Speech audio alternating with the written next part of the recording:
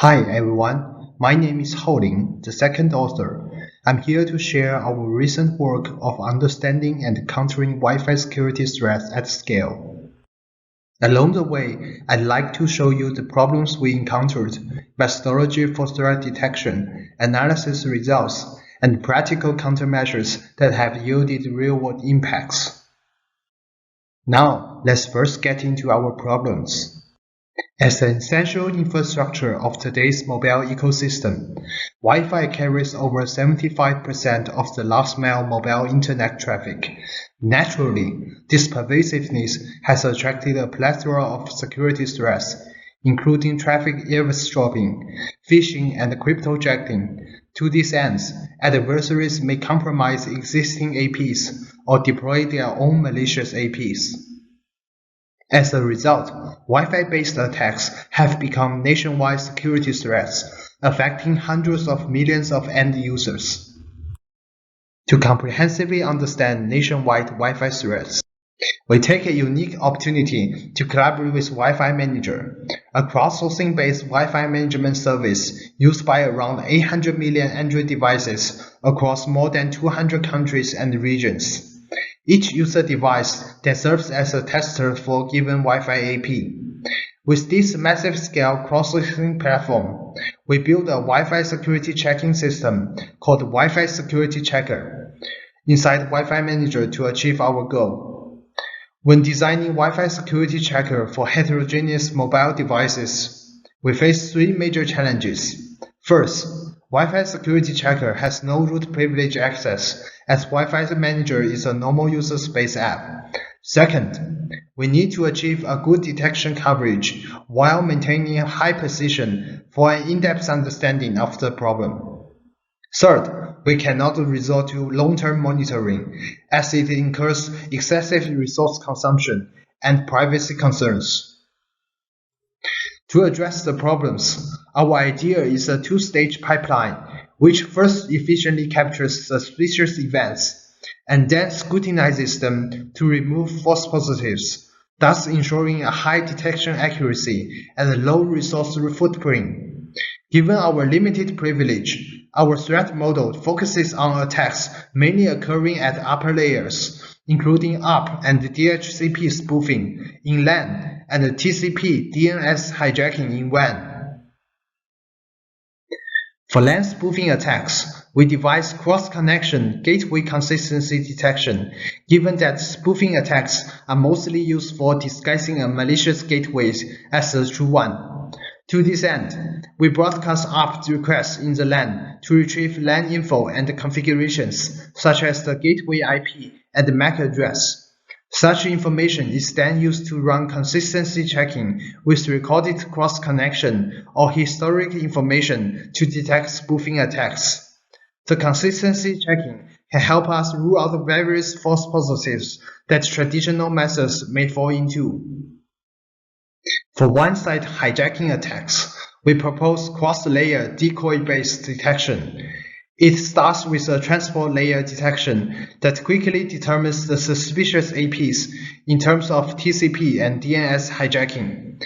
For the suspicious APs, we then perform an application layer detection to further rule out possible false positives. In detail, for transport layer detection, we find that under our man-in-the-middle hijacking threat model, even packets with unreachable destination IP addresses are highly likely to trigger the hijacking behavior because fabricating spoof responses is much easier than checking address reachability. Targeting this, we send decoy IP packets with unreachable destination IP addresses and uses the response rate to find suspicious APs. If the response rate of an AP is larger than the threshold decided by data-driven statistical modeling, we deem the AP as suspicious. For those suspicious APs, we further use application layer detection to rule out false positives such as login portals and ISP interceptions. Basically, we examine anomalies inside packets contents to achieve this. Regarding DNS, we check irregular IP addresses based on the resolution results.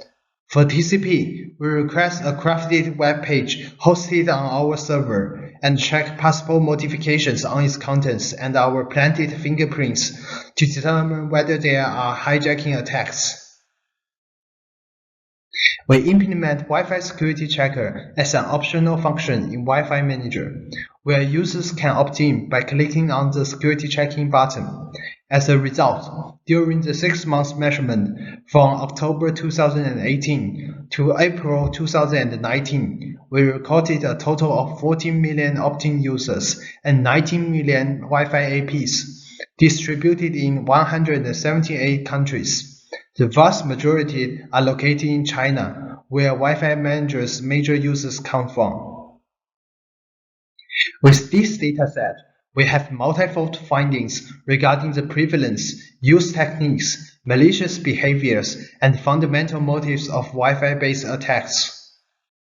First, we find that Wi-Fi-based attacks are much more prevalent than what we have learned in previous studies, which involved 3.9% of the examined Wi-Fi APs. And for all the malicious APs, top 10 AP brands account for 98%. For global distributions, we find that some of the countries in our dataset exhibit even higher prevalence of attacks. We next dive into the techniques used for attacks. As a result, TCP hijacking in fact accounts for over half of the detected attacks. This is understandable, as TCP is the major protocol for hosting Internet applications. However, TCP hijacking shouldn't be as effective, considering the existence of HTTPS. To answer this, we measure HTTPS deployment for top Alexa ranking sites. Surprisingly, we find a staggering lack of effective HTTPS adoption in today's website. Despite being supported by many sites, most of them do not properly configure HTTPS, such as enabling HSTS to prevent HTTPS downgrade attacks. Consequently, TCP hijacking is still a major problem to Wi-Fi security.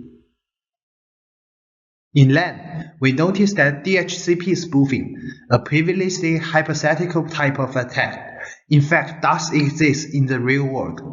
Prior understanding suggests that this attack is hard to launch, as legitimate DHCP responses should reach user devices faster than the malicious ones. However, we find that when such attacks are detected, LAN connectivity is often poor, therefore slowing down the delivery of legitimate responses. We suspect that adversaries may adopt response flooding in LAN to achieve this, so as to increase their success rate. We next look into adversaries' malicious behaviors and objectives. We find that the majority of the attacks involve web pages being injected with advertisements. Delving deeper, ad injection are more prevalent on APs with strong link layer cryptography. Our measurement shows that under these strong encryptions, there is often better internet connectivity, allowing adversaries to better launch attacks. This suggests that solely relying on link layer cryptography may not be sufficient for safer Wi-Fi environment. Finally, we want to understand the fundamental motives of ad injection, the major type of attack events. By analyzing the injection code, we first observed that adversaries adopt various techniques to evade common security checks, such as domain altering and code obfuscation to hide the attack logic. Most importantly, we find that the malicious AP does not compromise every intercepted web page to avoid alarming its victim users. This further suggests that the attackers behind may be much trickier than we anticipated. To quantitatively understand the phenomenon, we analytically model the ad injection profit with ad injection probability. Here, our key insight is that malicious APs can gradually recover over time, either due to unintentional actions, such as firmware updates, or intentional actions by users, such as AP reset, as they may notice anomalies when being attacked. With the recovery probability of malicious APs, we can then estimate the fluctuations in the number of malicious APs, and thus the attack profits.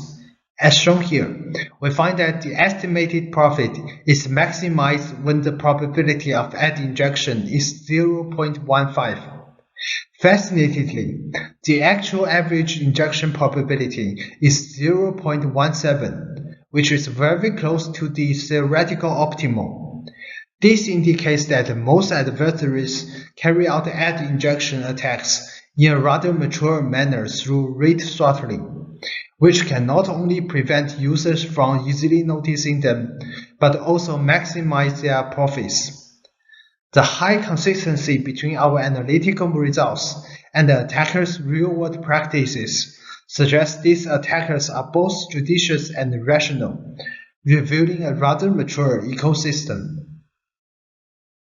We next discuss our discoveries regarding this underground ecosystem, which help us effectively undermine its economic chain in the real world. By examining adversaries' ad injection code inserted into the web page, we find that they mostly consist of two components. The first one serves to inject advertisements upon page loading. The second one, however, is from legitimate domains. In fact, we find that they come from legitimate web analytics services that help collect statistics regarding the ad injector's advertising effects, such as the click rate. This is most probably because adversaries need legitimate web analytics services to prove their advertising effects and then monetize from the injections. With these findings, we can now infer the panorama of the attack ecosystem. As shown here, adversaries in fact play the role of ad-serving platforms, which receive outsourcing tasks issued by real advertisers and then inject the advertisements through malicious APs.